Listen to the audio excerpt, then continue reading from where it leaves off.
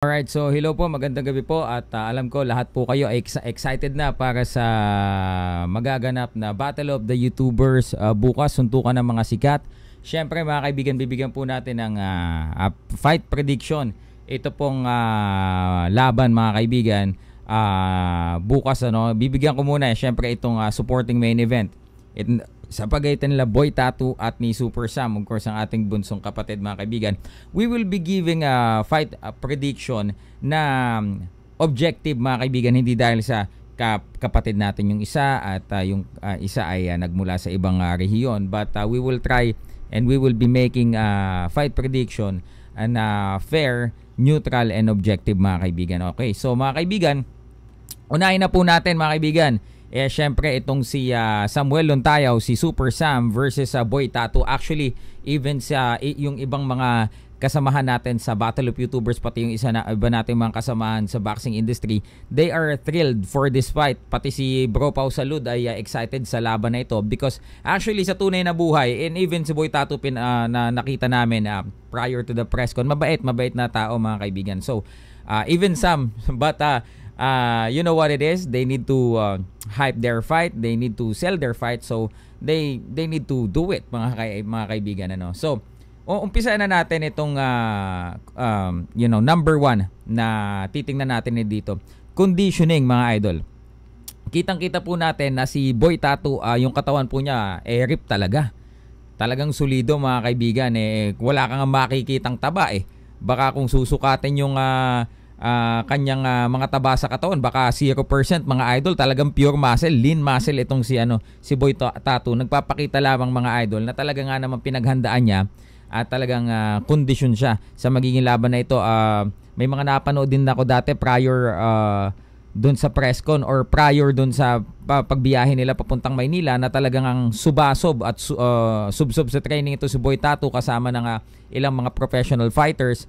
At nakikita natin na talagang seryoso siya sa kanyang pagsali sa Battle of the YouTubers.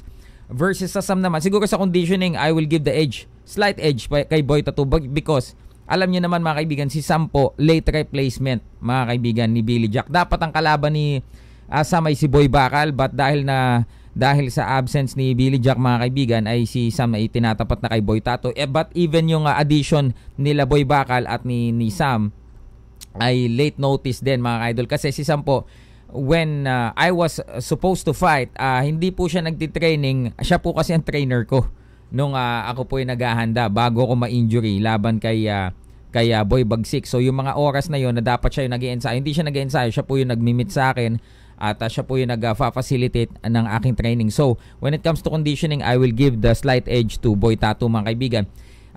Second is the skill mga idol. Well, hindi ko naman po sinasabi na masama ang skill ni Boy Tattoo because yung mga siya fighter siya. So styles makes fight mga idol. Alam naman natin yon na hindi naman lahat ay magiging stylist, hindi naman lahat ay magiging counter puncher.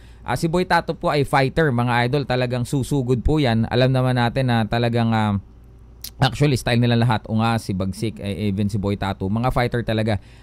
Ang style nila ay susugod talaga yung kanyang sabi nga ni Pau, ang dapat ingatan sa suntok nitong si Boy Bagsik I mean ni Boy Tattoo ay yung kanyang kanan. Talagang aatake ito with bad intentions na kasama yung mabigat niyang kanan mga kaibigan. At yun naman ay dapat talagang pag-ingatan ni Samuel Lontayaw.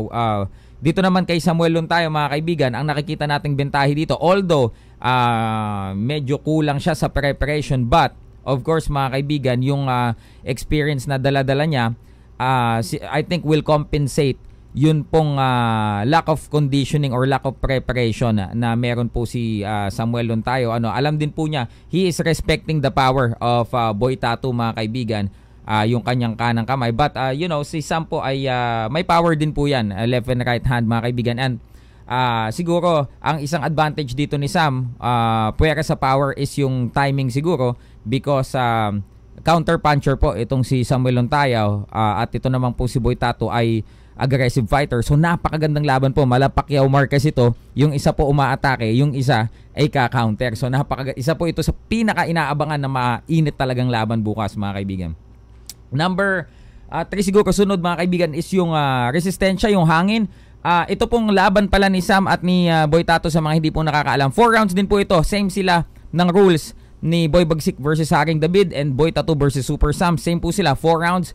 14 ounce yung mga kapatid kong Lontayaw. 12 ounce yung mga kalaban nila sa Visayas. We met halfway mga kaibigan. Nanghihingi po sila ng partida. So, hindi na po kami umangal kay Boss MG para po matapos na yung mga demands mga kaibigan ng Team Visayas, no? So, ginusto na din po namin 'yon para po ma-stop na yung mga yung mga reklamo or yung mga demand. So, so 'yon mga kaibigan. Sam will also be fighting for 4 rounds. Siguro mga kaibigan, dahil nga hindi din namin alam kung gaano ba ka-kondisyon si Boy Tato, but I think resistensya, we all know na may resistensya talaga sila mga idol, ano? Kaya nga sila nanghihingi ng 6 rounds or what. But si Sam, even though hindi nga nagja-jogging yan si Sam eh. Hindi yan nagja-jogging at nagbubuhat lamang yan, but yung experience niya na dala siguro relax lang kasi yan si Sam sa laban. So he will not overuse his stamina at he will make it sure na kung aabot man niya ng matagal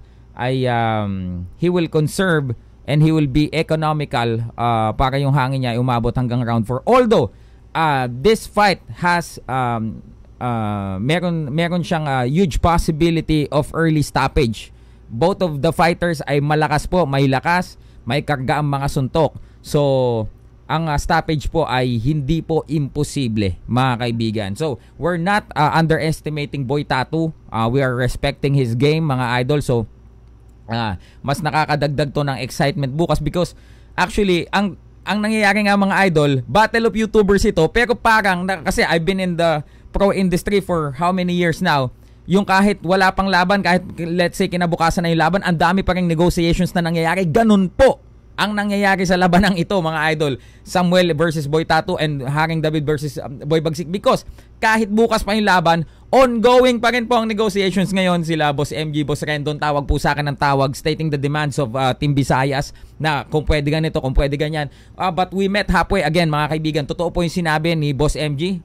He also consulted ang Games and Amusements Board and ang ABAP. At yung request po nila na 6 rounds ay hindi po pwede, but the maximum that they can give Battle of YouTubers is at least 4 rounds. So we agreed mga kaibigan, wala namang problema doon. And yung size ng gloves, okay. Para wala na din pong sabi ni Boss MJ, ayoko kasi after ng laban may mga andami pang satsat. So ibigay nyo na lang yung gusto niya. And ayaw naman namin pasakitin pa ang ulo ni Boss MJ. Alam kong bilang organizer siya yung sumasalo ng lahat ng mga complaints ng magkabilang panig, ganito ganyan, and isama mo pa yung mga audience. So okay, Boss MG, we understand. So sige na, ibigay mo na. So para ano na din, mapayapa na tayong magantay na lamang ng laban. So very exciting itong laban na to mga idol. So ito pong laban na to talaga mga idol ang isa sa talagang inaantay na magiging pukpukan, dikdikan at mainit na laban. Samuel Lontayaw, Super Sam versus Boy Tato. Mga kaibigan, kayo na mabahala mag-judge. Hindi ko ibibigay kung sinong liyamado, kung sinong diado. Kayo na po bahala, yung mga nakakaalam niyan, yung mga marunong bumasa ng mga hidden messages, sabi nga ni Boss MG, alam nyo na yan. But anyway, kung hindi pa po kayo nakakabili ng pay-per-view sa vloggerstv.com, bumili na po kayo dahil sabi po ni Sir MG, hindi po ito i-upload sa YouTube. Okay? Sa YouTube channel niya, hindi daw po i-upload. Number 2, lahat po ng gadgets namin bukas na mga participants, kahit pa po mga audience, i-confiscate po at ilalagay sa isang sisidlan at kukunin na lamang po namin after the event. Bakit po? Para po maiwasan yung nangyari dati na may nag-upload, may nauna. So, hinigpitan po nila sobra ngayon. So, yung pagkakamali ng isa before, kami po ang ngayon. Kasi paano kung may emergency? Ako din po, laging tawag na may mga tawag sa akin lagi. So, hindi ko po yun baka may kumontak sa akin na emergency or may mag-contact sa akin na importante, hindi ko po kagad makuha. But it is what it is. Yun po ang patakaran ng BOTY ngayon para maiwasan yung mga nangyaring unfortunate events na nakaraan. So yun lamang po, yung prediction naman po ng Haring David versus Boy Bagsik coming up next. Peace.